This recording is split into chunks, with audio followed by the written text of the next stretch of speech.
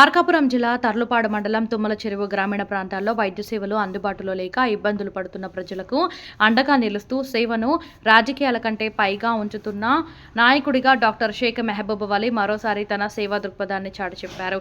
ఉమ్మడి ప్రకాశం జిల్లా Congress party minority department చైర్మన్గా ఉన్న ఆయన ఆధ్వర్యంలో తుమ్మల చెరువులో ఘనంగా నిర్వహించిన ఉచిత మెడికల్ క్యాంపు గ్రామ ప్రజల విశేష స్పందన రేపింది.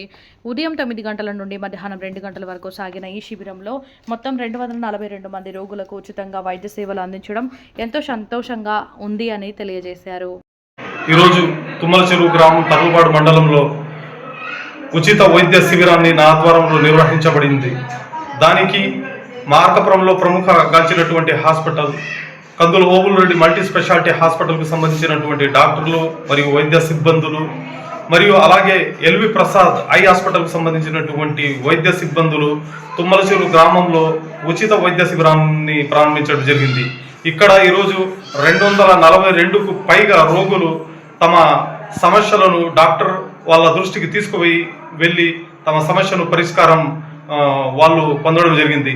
అంటే ఈరోజు ఓపీ ఉచితం మరియు ఉచిత మందుల పంపిణీ మరియు రక్త పరీక్షలు కూడా ఉచితంగా ఈరోజు చేయబడింది.